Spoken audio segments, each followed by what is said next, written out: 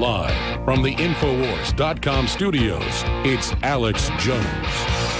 Welcome to the Alex Jones Radio Show. I'm David Knight on this Sunday, January the 8th, 2017. We're about 11 days out from President-elect Trump becoming president. A lot of things on the menu today. I want to take a look at 8 years ago because we had a real leading light in the cause of liberty die. You can see a couple of articles linked on the Drudge Report today at Nat Hintoff. And, of course, one of the articles that was linked there was one that was done back in, I think it was 1999, said the last honest or real liberal. And they talked about the different positions that he'd taken. They talked about how he was unafraid to stand up for individual liberty. He was unafraid of being singled out and attacked. And I want to talk about an op-ed piece that he had almost exactly 8 years ago, January the 7th, 2007. He talked about Obama's black widows. That's going to be coming up in the show. He was talking about the surveillance state and what was going to happen with the surveillance state. Now, today we had a horrific terrorist attack again, this time again with a truck. This was in Jerusalem. They had a truck driver drive over a group of young soldiers who were engaged in a tourist sightseeing tour. They had just gotten off of the bus, and they were run over by this truck, and then he put it in reverse and backed over them until they killed him. And we know what's going to happen with this. Rather than taking precautions that are going to get people, and you can see the video running there in the background as we're talking here if you're watching this broadcast. Very disturbing video. But, of course, what is equally disturbing is to think about the way the government is going to respond to these attacks now that are coming not only with guns, but, of course, with trucks, with anything that they can get a hold of. What will the government do? Will it do the obvious thing? Will it arrest people or do vetting on people and not bring people in unless they know who they are? If they can't vet these people, then you don't get to come in to the country, okay? You don't get to come in and live. That's what Donald Trump said. And that was what he was excoriated about, called xenophobe and so forth. But, of course, these same people who are pushing that, they're now saying we got to do everything we can to escalate a Cold War with the Russians. So whenever we see a problem, we always need to examine that problem. So we're going to take another look today at the people who say that they have now settled this, that the Russians did hack our election. No, they didn't. And we're going to give you some feedback from some technical people who know what they're talking about. It is laughable what the government is selling us and telling us is proof. And when you see them doubling down on this and putting out a phony story that is patently absurd, and they keep repeating it nonstop, you know that they've got a long-term plan in mind. Think about 9/11. We've got more evidence that our government, elements of our government were involved in 9/11 than we do for this Russian hack. And we know what happened with that. We got the Patriot Act, we got the militarized police state, we got the escalated unconstitutional actions of the NSA that William Binney and others warned us about, that Nat Hintoff warned us about as Barack Obama was about to become president. So what are they bringing to us now? Well, Alex Jones reported on that this weekend. He said, look, they're going to use this phony narrative about the Russians. It's not just about discrediting Donald Trump. Yes, that's a wonderful thing that they can do from their standpoint. They can use this as an effort to discredit Donald Trump.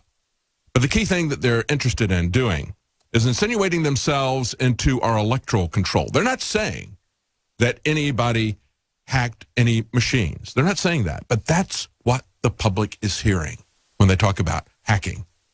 And I'm telling you, most of the public doesn't pay attention to the details.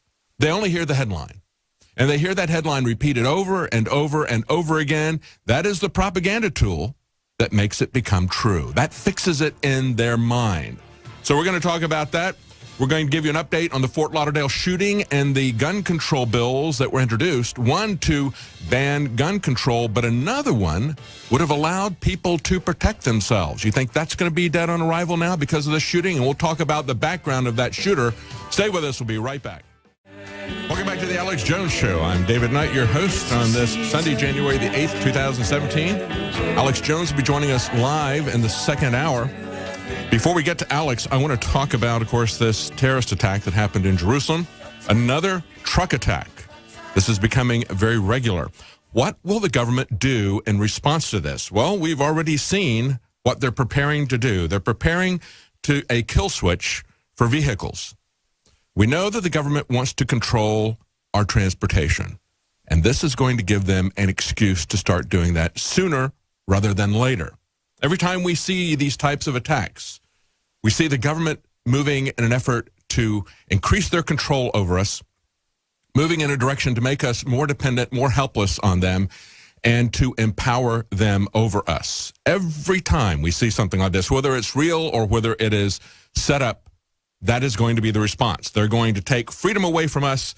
They're going to take things out of our hands. If we look at this shooting that happened in Fort Lauderdale, I want to remind you that there was a bill, and not right away when I put this out and we said, hey, this is looking kind of strange. This is a guy who walked into an FBI office, said that he was being forced to watch ISIS videos, that he's being forced by the CIA to go fight for ISIS, walked into the FBI office and said that in Anchorage, Alaska. And then less than 2 months later, he's in Orlando. He checks in with no baggage except for his checked gun and flies to Orlando and starts shooting people. Now, at the same time, we had people in Florida that were moving and looked like they were going to get this passed, moving to take away the banning of guns in certain areas, essentially making people defenseless. And I want to read you what was said about this Monday of the week that this happened on Friday. The Tallahassee Democrats said on January the 3rd, they said gun advocates in Florida didn't take a break over the holiday weekend. Florida Open Carry began rallying its troops with a mass email in support of the most important pro-Second Amendment rights bill of the 2017 legislative session, they said. And this was a bill that would repeal forbidding guns on college campuses, forbidding guns in airport terminals, forbidding guns at government meetings. And it was introduced by Senator Greg Steube, I think is the way you pronounce his name. I'm not sure. It's Steube. Now, they said that in the past, campus carry and open carry measures had died in the committee for the past 2 years because they were never even scheduled for a vote. However, they believed that this year would be different because the guy who introduced the bill was now the chair of the committee. So he was going to get that up for a vote. And this is what he had to say. The senator who introduced this was spot on. And these words were prophetic. This was said less than 5 days before the attack in Fort Lauderdale. He said, if you want to kill as many people as possible before the cops arrive, then you're likely to go to a place where law-abiding citizens cannot carry. That's what we've seen time and time again. That's why I think we shouldn't have them. We should not have government disarmament zones or killing zones, as we have called them over and over again. So that was in the works. And interestingly enough, this guy didn't do a shooting in Alaska. Instead, he flew to Florida to do that, where that bill was pending. Don't you find it interesting that even in a situation where there's as many police and TSA agents and law enforcement agents as you can find anywhere, in the airport next to a prison represents what the government has as the ultimate ideal to keep us safe, isn't it? Police and government agents everywhere, nobody carrying a firearm. That's what they think will make us safe, isn't it? No. It's not going to make us safe, and we've just seen that time and again. And even in that kind of an environment, it took between 1 and 2 minutes for the police to respond to this guy. In that amount of time, he was able to shoot, reload, shoot, and then they got there. 3 magazines full of bullets in a crowded area. And so when we look at this, yes, real people died because of their laws, because nobody is allowed to protect themselves. We've had Sheriff Clark from Milwaukee talk about the fact, hey, look, I can't we'll do what we can to catch the bad guys. We'll do what we can to stop it as soon as possible. But we can't be everywhere. We can't be everywhere. See, even in prison, people die of drug overdoses because the drug war doesn't work. Even in prison, people are killed by inmates, even in prison, before the police can get there. You know that, don't you? So if you think that you're going to be safe, if you think you can trade your liberty for security and get safety, you're wrong. You're just going to make yourself a slave. You're not going to make yourself safe. You're not going to be secure. To the extent that you give up your liberty, you are a slave. Slaves are never secure. Slaves are never safe. And people who give up their freedom to become slaves are idiots. And these are the idiots that are now pushing this forward. And, of course, we also had a gun control bill that was also introduced that week in Florida to ban guns. As usual, we had a Democrat introducing that. So I think that's interesting to look at that. It's also interesting to look at the information that is coming out now. We've had Got News go in and take a look at the man's background, and they looked at email overlaps. They look at the public records information, and they show that he was posting and he had set up an account on MySpace as Ashik Hamad. He recorded Islamic music. He did a lot of Muslim issues there. Very interesting. Was this a false flag from ISIS? Was this a false flag from the American government in order to get legislation through? When he went into the FBI office, they committed him into a hospital. What happened to him in the hospital? How long was he held? We don't know that yet. There's an article from the Sun Sentinel saying, hey, we need some more answers from the FBI. Yeah, we do. We do. We need more answers from them on a lot of different things, okay? But it's very interesting. He was put into this, but he was not held for very long because that was less than 2 months ago when all of this happened. I'm sure they gave him, if they really thought that he was insane, I'm sure they gave him some SSRIs. Those are usually a factor in a shooting. Almost always we see that these murder-suicide pills, as we've called them for a long time, are a factor in these shootings. That still doesn't mean that they weren't somebody's puppet, that somebody didn't put them up to this. Somebody didn't make that an issue there. But I think it's also interesting that even though he walked into an FBI office, he was not put on a no-fly list. Think about all the innocent people who've been put on a no-fly list. When I started here at InfoWars back in mid-October of 2012, one of the first stories that I covered was a guy, his name was Wade Hicks, and he was going to see his wife in Japan. He was flying on a military transport. He'd been thoroughly vetted. He had been vetted, as a matter of fact, by the TSA recently. They'd given him a special badge, a worker's pass to get into because of the work that he did. He'd also been vetted by multiple law enforcement agencies because he owned firearms. He had had background checks. He had done other things that caused him to get a higher level of permits and that sort of thing, privilege licenses from the FBI. So he'd been thoroughly vetted. He gets on a plane from California, flies to Hawaii, changes planes. This is a military flight because he's family of somebody who's in the service. As he gets on the second plane and they're about to take off, all of a sudden agents come on the plane and drag him off and say, you're on a no-fly list. Well, how did he get from California to Hawaii? He was on a no-fly list, but he still got there. They pulled him off, and guess what? You can't fly from Hawaii. What are you going to do, take a slow freighter somewhere? The guy was stuck, and so he started reaching out to people, and eventually they got a hold of us. And we talked about it. We interviewed him when he eventually got back to the United States, but he could never get an answer as to why he had been singled out.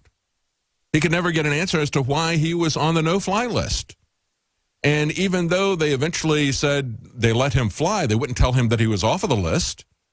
And so that's why the Constitution, folks, is so important. This isn't something new. The tools of tyranny are new, but the principles of tyranny are age-old. The founders of this country understood the principles of tyranny. That's why they created the Bill of Rights and the Constitution and said, we know what you guys have done in the past with your star chambers and things like that. We're not going to let you do that again. You're going to give people due process. You're going to tell them publicly what they were charged with. You're going to allow them to confront the witnesses against them in court. And so when you take that away, you have situations like Wade Hicks getting stranded in Hawaii, and he hadn't done anything, but he still doesn't know if his name is clear, and yet you got this guy was allowed to not only fly, but to fly with nothing but a gun. Stay with us. We'll be right back. Welcome back to the Alex Jones Show. I'm David Knight.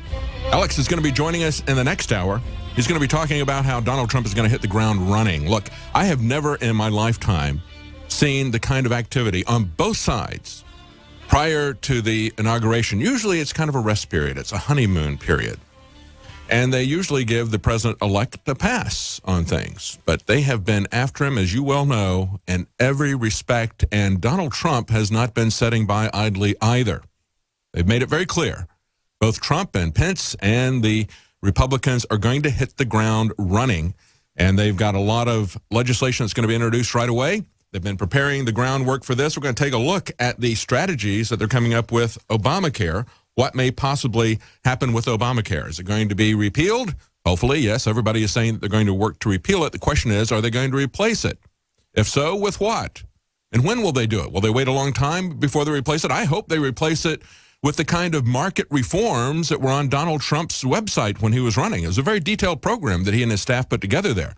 Usually, candidates don't come up with that kind of detail. They like to stick to broad generalities. And you saw that with the rest of the Republican field as well as with the Democrats. They just talk about broad principles, mom and apple pie, that sort of thing. But he was very specific in what he was going to do with health care. And he was going to replace the mandates of Obamacare with free market reforms, things that would empower us, things that would give us the economic freedom as well as the information and the competition to make efficient decisions. That's what's needed. You have to understand that when they're talking about this and they say, well, we're kind of, the GOP, many of them are starting to get cold feet and saying, I don't know if we can do this. We've got a lot of taxes that are involved in this. You know, Obama created 17,000 new IRS agents to prosecute you, persecute you, harass you, to harass our people, to eat out their substance. We can't just pull a Thomas Jefferson and get rid of that, can we? That's the Republicans saying that. The Republicans, people like Ted Cruz and Marco Rubio and Lee, who have in the past said, we're not going to give you the capability to increase the debt. And, of course, the debt is the accumulated annual deficits that are going through. And now under Obama, it has skyrocketed. We're at nearly $20 trillion in terms of the accumulated annual deficits, the debt. And now they're talking about increasing it by another $9 trillion. That's a 50% increase, folks. And, yeah, maybe out by 10 years. And, of course, they're saying, oh, look, this isn't for real. You know, Ted Cruz is out there saying, this is just a head fake. This is something we're doing. It's a procedural ploy to make sure that we can run this through with only 51 votes instead of the required 60 votes. It's going to free up our hand to get rid of this stuff. Well, that may be, but I've seen, especially Ted Cruz, change his position on things too many times to really trust it. Rand Paul said, hey, you're calling it a budget. It's a budget. You're calling it a budget and saying we need to vote on this budget to increase the deficit in one fell swoop by 50%, when it's at $20 trillion right now, the debt. It's absolutely stunning that they would do something like this. But we'll talk about that more later. I want to get to what people are talking about in terms of this phony Russian hack attack. And we've got a report I want to play from John McAfee. I want to give you some of the articles that people are pushing back, some of the tweets that people are pushing back against this phony story, and talk about why they keep pushing this no matter how ridiculous it is. I'm telling you, just as Alex Jones said earlier, they have something up their sleeve that is far bigger even than discrediting Donald Trump. They want to get themselves into the voting booth. They want to insinuate themselves into the voting machines. And the only way you can stop that, because, see, that's the real problem. Instead of addressing the initial problem, the government will always create a second problem. They will create a crisis, in other words, and then they will use that crisis to take more power, more control over things. And what they're trying to do is to use this meme that they've now created in the public mind by saying Russian hacking, when all along they never even said the Russians touched the machines. They never even insinuated that, except in their headlines. When they say Russian hacking, that's what everybody is thinking. They're not thinking, oh, he's saying that somebody in the Russian intelligence services released Hillary Clinton's emails and we could see what a scumbag she was, so nobody wanted to vote for her. That's what they're really saying. And that's not even true.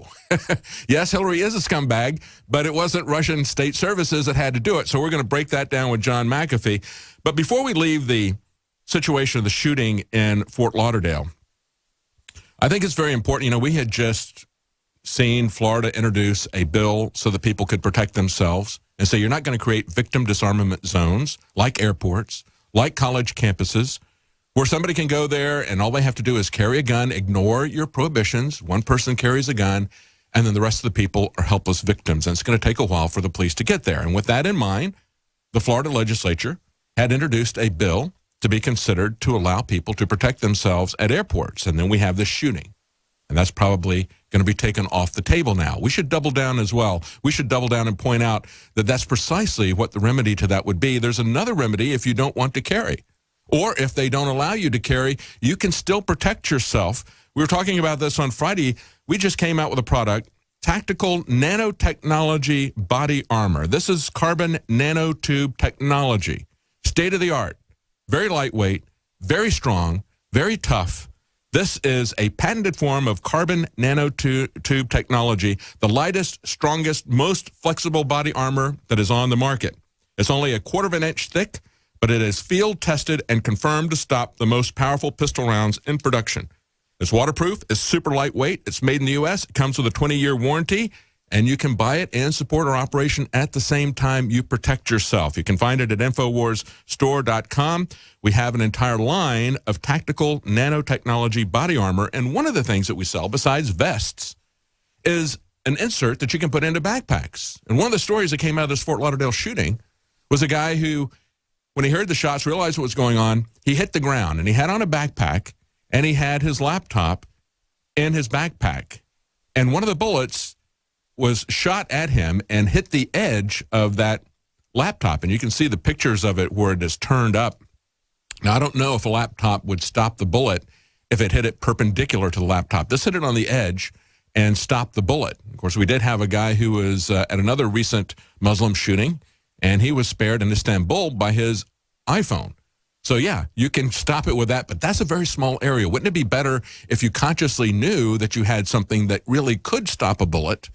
Not maybe, but really would stop a bullet, and you could use that to shield yourself, to shield your family. That right there, that insert you see, that is something that I think is a very powerful way to protect yourself, to protect your kids. You put that in their backpack and say, look, Johnny, somebody starts shooting at something.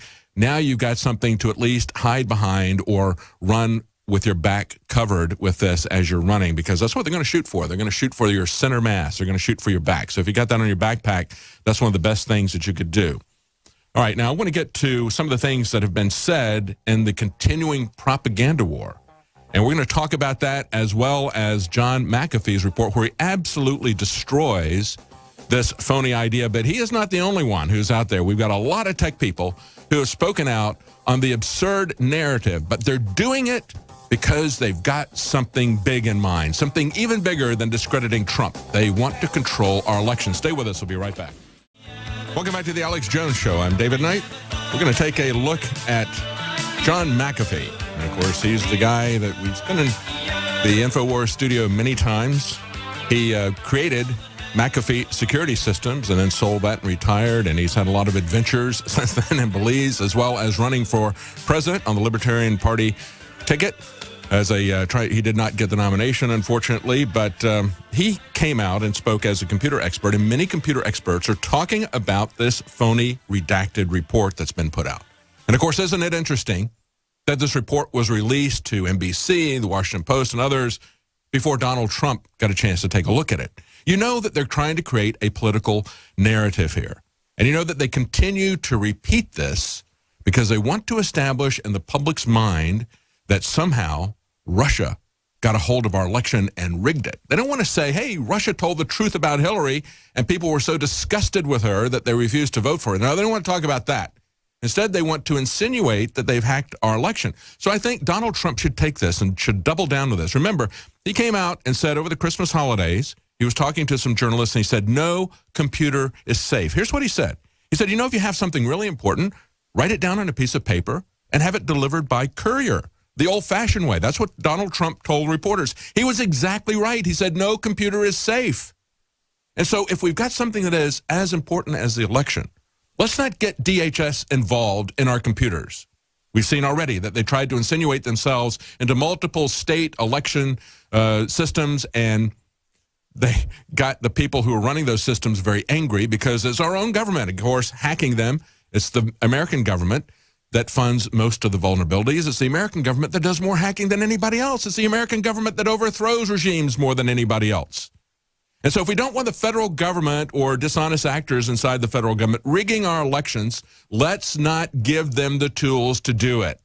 Computerized voting machines. Let's do what Donald Trump said. Let's write it down. Let's have people Let's have human eyes on it every step of the way, counting these paper ballots. Human eyes watching as those paper ballots change custody in different places until the final results are reported. That's what we need, paper ballots with human inspectors watching what's going on. Nothing other than that will be safe. And if we allow this to continue down the road of more computerization, we will have our election hacked. And it may most likely will not be by a foreign government. It'll be by actors within our own government. But let's take a look at this phony report and the phony conclusions that are being drawn by people. First of all, this guy, Michael Morrell, the ex-CIA director. And this is the guy that replaced David Petraeus when David Petraeus violated national security secrets. But that didn't cause Michael Morrell to get upset about Hillary Clinton violating national security secrets. No, he was a confirmed never-Trumper, and he endorsed Hillary Clinton. And now that never-Trumper Hillary Clinton fan who had no problems with Hillary Clinton's violation of national security said Trump's comments will lead to a wave of resignations from the intelligence services. Well, really? You don't think that maybe Hillary Clinton's callous disregard for national security, putting out top secret and above top secret emails, you don't think that that had an effect on morale? How about the double standard for her? How about the fact that Hillary Clinton could violate national security secrets, but all these other people who are in the intelligence agencies and the military, they know they would go to jail for multiple life terms if they had done anything even approaching what Hillary Clinton had done. What about Benghazi? Mr. Morrell, do you think that Benghazi demoralized the intelligence and military services? I think so. And you know, when we look at this report, there's absolutely nothing there. Maybe they redacted all of the juicy stuff, but I don't think so. Maybe, hey, here's an idea. Maybe we could get the unredacted report on clintonemail.com. Maybe Hillary's got it on her server. If that thing is still operating, maybe we could get a glimpse into what was really there because, you know, all the state secrets were right there, advertised for people with a big pointer. Clinton emails, get them here, right here. They're hot. They're hot. It's not too hard to get in. Here's all the Clinton emails. I'm Secretary of State. All this classified stuff we're talking about, you can get it right here. So if you're a hacker or you're another state that has the doesn't have the best interest of the United States at hand, you can just go to get that information at clintonemail.com. Let's play this report from John McAfee, and then we'll go back and look at what some of the other people are saying about this phony narrative. I'm going to be very frank with you and the American public. I think that today, the most deceptive propaganda to date was perpetrated on the American public. The data that was presented, the evidence was called from a thing called the Grizzly Step Report, put together jointly by Homeland Security and the FBI. In there are 4 facts which they claim prove that Russia did this hack. It was utter nonsense. The information was, number 1, Russian language was found in the malware. Number 2, a Cyrillic keyboard was used. By the way, the forensic science can now tell what type of keyboard was used to develop a piece of malware. Number 3, the compiler, that is the piece of software that compiles the code so that it can execute, always dates and timestamps. It said that the timestamps were in a time zone for the business hours of Moscow and St. Petersburg and other places in Russia. And then number 4, that the IP address pointed to a Russian address. Now, let me go through this and try to make it very simple for the American people. If the CIA wanted to hack Russia, the things you would not do is you would not include the English language in your software, because that would then exclude everybody except English-speaking nations. You would certainly not use a keyboard that everybody knows that the CIA uses, whatever keyboard they use. You'd have them use a Chinese keyboard or something else. You would certainly remove the date and timestamp from the program so that you couldn't tell what business hours or what zone you were in when it was compiled. And number 4, you would absolutely not have an IP address that points to you. Because, seriously, if Russia declared war on us because we hacked Russia, and the head of the CIA or the intelligence committees came to Congress and they said, well, what happened? Oh, well, you know, we didn't have time to remove the English language. We didn't have time to remove the date stamp. We didn't have time. The guy couldn't use the Chinese keyboard, so we gave him our regular keyboard. And, you know, it was my wife's birthday, so I could not remove the IP address. Please. Yeah.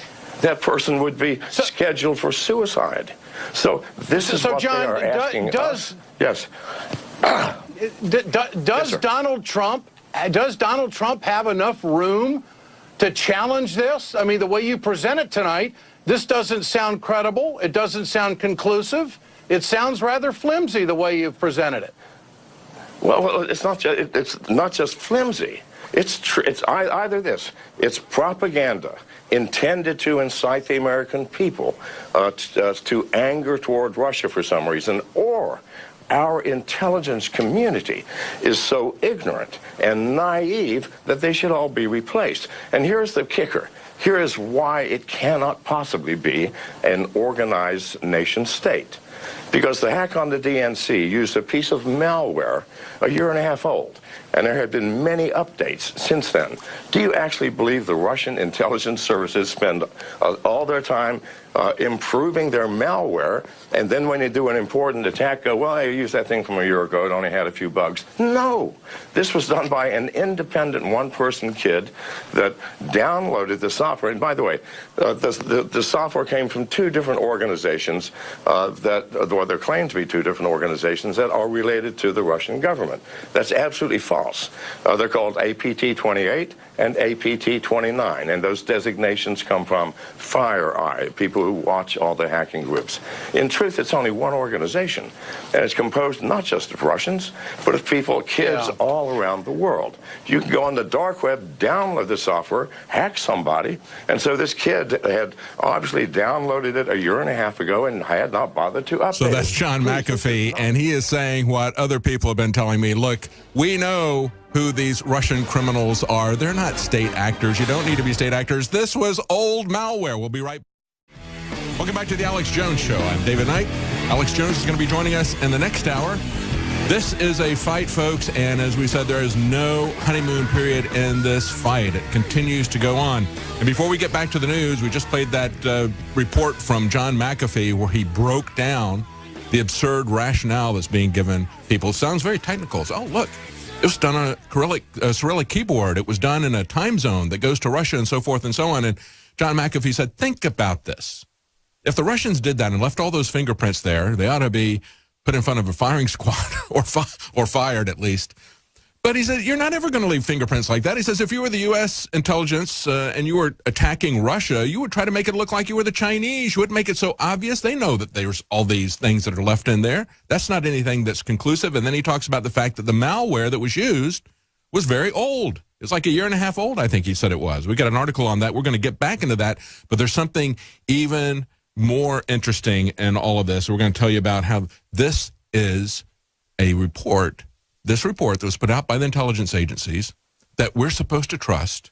This report goes back to 2012, folks. We've got some evidence of that. We're going to show that to you in just one moment. Before we do, I want you to think about refueling your body and refueling INFOWARs at the same time. You know, this is the time of year that everybody says after the holidays and the unhealthy lifestyle habits that they've been involved in over their vacation, they say, all right, I'm going to get that I'm going to go to the gym. I'm going to start a new diet. I'm going to do something for myself to make myself healthier. Well, one of the things that you can do is make sure your body is getting the proper nutrition, especially if you're going to go on a diet.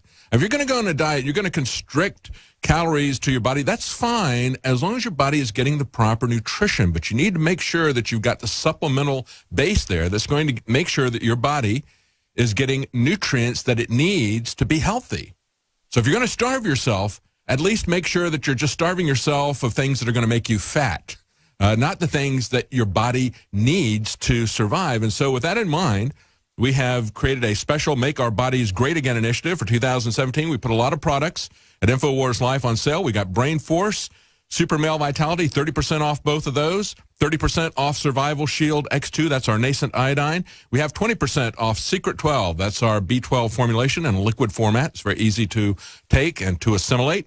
We have 20% off Liver Shield, 20% off Knockout if you're having trouble sleeping. And, of course, it's very important for your health that you get a restful night's sleep. So whatever's happening, this is a very safe and effective way to assist your body in getting sleep. Take a look at the natural ingredients that are in Knockout. That's 20% off. And, of course, Prostagard, 20% off. You'll find many others at InfoWarsLife.com.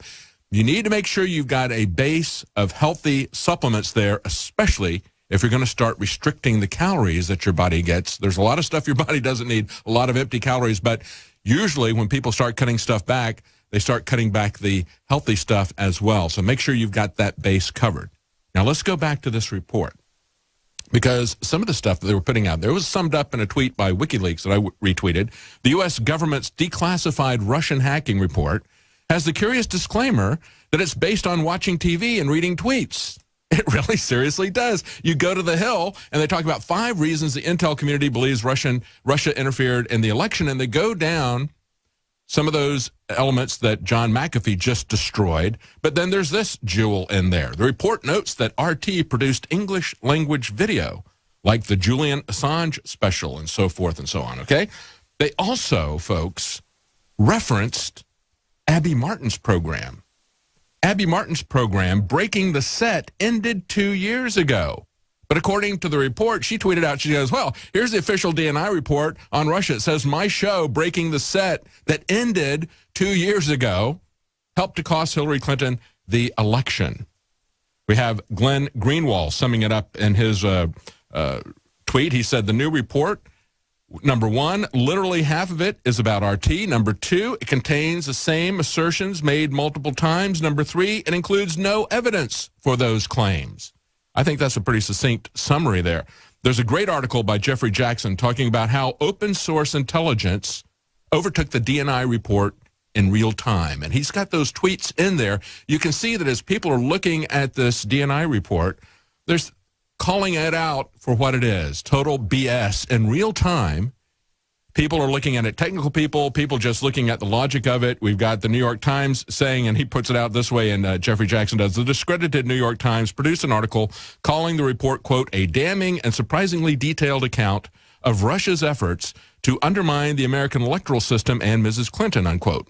However, just one paragraph later, the New York Times is forced to admit the DNI report contained poor sources and no evidence. They wrote, but the declassified report contains no information about how the agencies had collected their data or had come to their conclusion. Like I said, maybe we've got to go to Hillary Clinton's official email account to get the unredacted report. It's probably there. And then we've had other people say, this is hilarious. Literally anyone can download the supposed Russian hacker malware. Even the Daily Beast points out that there's nothing in the report to back it up. But here's the kicker. And this came from Jim Stone. There's an article by Cassandra Fairbanks. He said, shocker, proof that Russia's Trump support was compiled during Obama's election. And they say that in this report, just like we reported about Abby Martin's show, they blame that for taking it down. You can look at the report and see the references that they have there against RT. And again, RT is the focus of that report, because, you know, it was RT that was telling you the truth about Hillary Clinton, along with InfoWars, along with Breitbart, along with the Daily Caller. See, when you were told the truth about Hillary Clinton, whoever put this out there, we do owe them a debt of gratitude, regardless of who it was, because you need to know the truth to make an informed decision when you're voting, don't you? And that's what we got. That's what they're calling hacking. It's not hacking. It is an expose of Hillary Clinton. But they go through this, and they talk about how the report notes 2 RT shows, Breaking the Set and Truth Seeker, focused on criticism of the U.S. The problem is both of these shows were off the air before the 2016 election season began. They point out that a large part of this report, the Annex A of the report, was written 4 years ago. This is old information that they put in their report to say, this is the smoking gun we have that Russia hacked our election. And again, they're using that term, hack, because they want to insinuate themselves into the electronic voting machines. And yet we got Lindsey Graham saying that Republicans who are happy about Russian meddling, is how he calls it, Republicans who are happy about what happened are political hacks. See, we're happy, Lindsay, that the truth got out. And when you want to talk about hacks, when we look at this article, there he is with John McCain.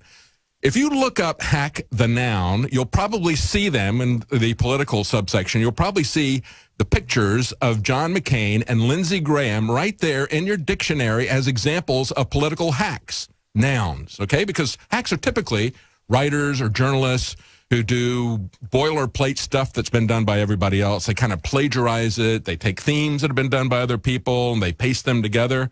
Well, that's what Lindsey Graham and John McCain do. They do it for the CIA. They do it for the globalists. They do it for the multinationals. They do it for the military-industrial complex. They're the useful hacks. These are the two political hacks that sell you war, that sell you the surveillance state. And there they all are, all smiles with the guy that cut out Kellyanne Conway. Cut her out. She went for a 10-minute interview. Donald Trump tweeted about that. She had a 10-minute interview with him and with Todd, and he only put up 1 minute of it. But boy, he had a love fest, I'm sure, with Lindsey Graham and John McCain. Meanwhile, we've got a Russian official saying it was Obama who undermined U.S. democracy, not Moscow. See, that's what we have to understand. They're the ones who really have the motivation to undermine American democracy. That's what we saw in the DNC emails, didn't we? We saw the Democrat establishment undermining the election within their own party.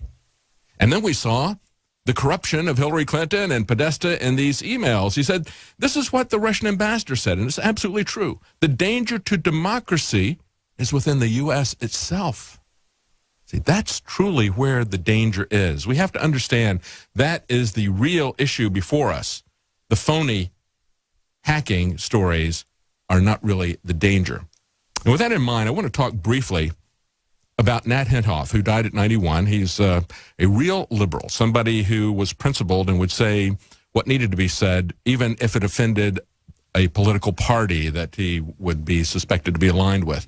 This is an article that he wrote 8 years ago, January 7th, 2009. And we'll talk about this. We're out of time. Doggone it, I want to get to that.